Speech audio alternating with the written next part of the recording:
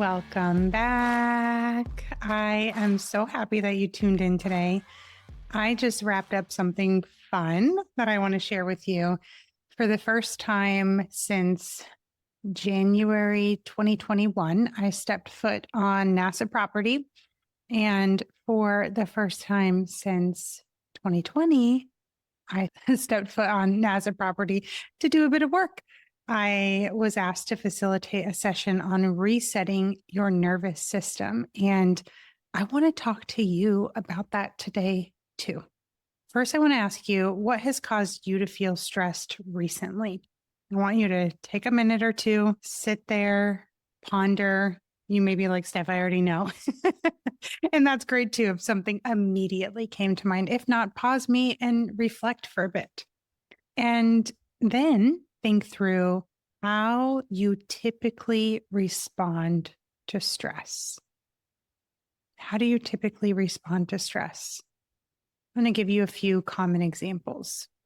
Maybe getting irritable or snappy with people, maybe throwing yourself into the problem and trying to fix it immediately, or avoiding certain people or certain conversations or emails, or if it's a work thing, distracting yourself or staying busy so that you don't have to feel it, shutting down, maybe doom scrolling and procrastinating even more, even though you know that you're stressed about what's going on, and that procrastinating will probably only make that worse.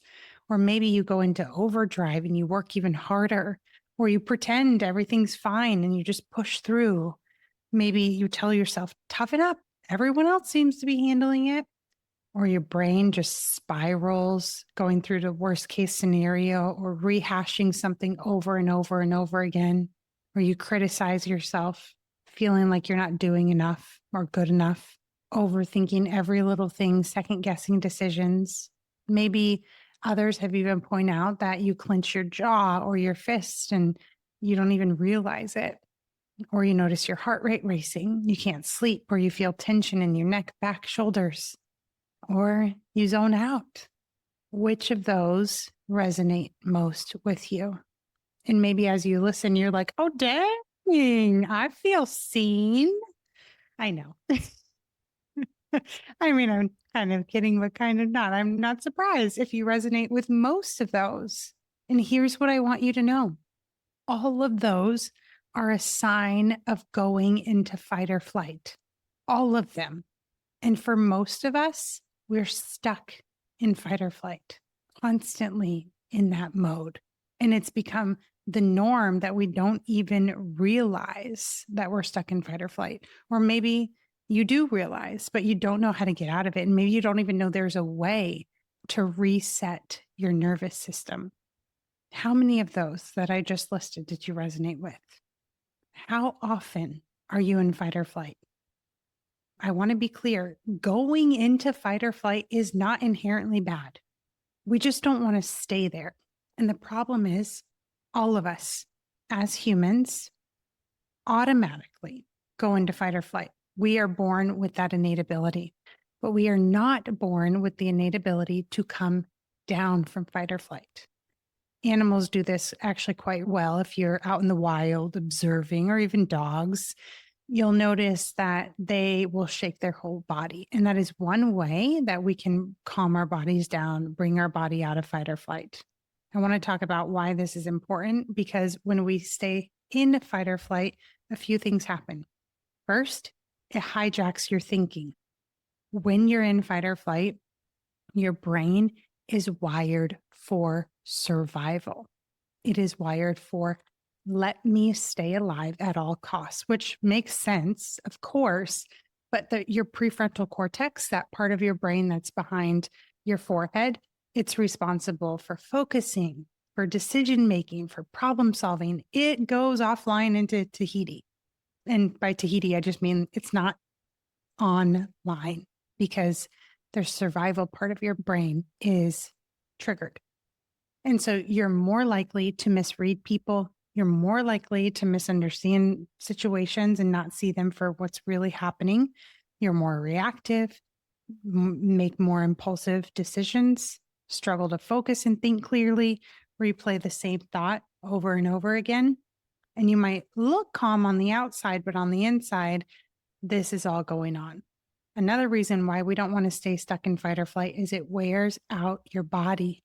Your body is not designed to live in stress 24/7. And I know that I don't have to tell you that. Of course, when you hear that, you're like, yeah, I know, I get it. My brain and my body is not meant to be stressed out all the time.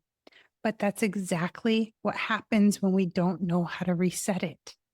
And so when we've got that chronic fight or flight, there's a lot of negative implications like tension, jaw clenching, back and neck pain, increased heart rate, increased blood pressure, digestive issues, poor sleep, headaches, hormonal imbalance like high cortisol.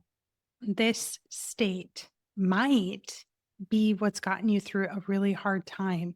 But when it's over, if you stay stuck in fight or flight, it leads to burnout, exhaustion, illness.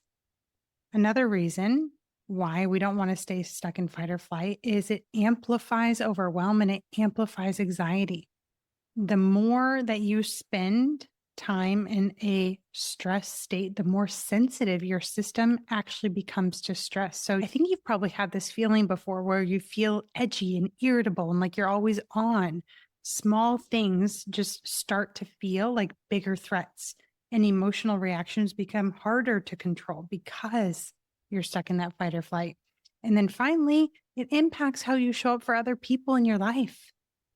It impacts your ability to connect, to work together in a work situation, to lead, to collaborate. And so you might find that you're snapping at people or withdrawing or shutting down or losing patience or not having empathy, maybe misinterpreting their tone or their feedback or even their intentions. This is not a character flaw, though. A lot of people will come to the conclusion that this is just the way that I am. It's not. Your nervous system has been in survival mode. And of course, we can't eliminate all of the things that might stress you out. But what we can do is to change your automatic response to those things and to change how quickly you recover from those things and to change whether or not you even feel triggered by those things. Most people are living in a chronically activated state, meaning chronically in fight or flight. And I just want you to sit here and think about, is this me? And if it is, this is impacting you in so many ways to the point where your nervous system doesn't know the difference between a real emergency and maybe a stressful conversation that you need to have. I want you to think about, how do you usually try to calm down? How are you supporting yourself right now in these situations?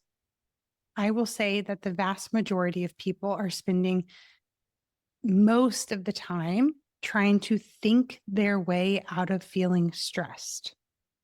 They're trying to think their way out of feeling overwhelmed and anxious. And so this might sound like, oh, I just try to tell myself to calm down, to relax, be logical, try to talk myself out of it. I try to stay positive and focus on gratitude. Maybe you might find that you go over the situation again and again and again, trying to solve it, or that you try to ignore it or distract yourself.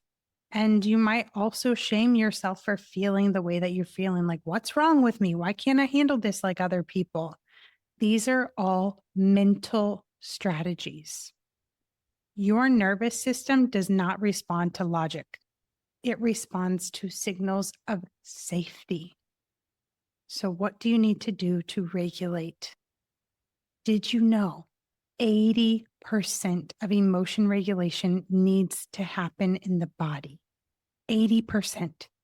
So think about it. How often are you using mental or cognitive strategies that, like I mentioned? How often? And that is probably not working great for you. I mean, it might work sometimes, but you're here listening to this podcast, so maybe not as great as you'd like. 80% of emotion regulation needs to happen in the body. And it's not that your thoughts don't matter, because they do, but only and especially when your body feels safe enough to listen. And that's why when I'm working with my clients, I always start with regulating through breath first. That's the very first thing is we reset the nervous system. You might have heard me say recalibrate the nervous system.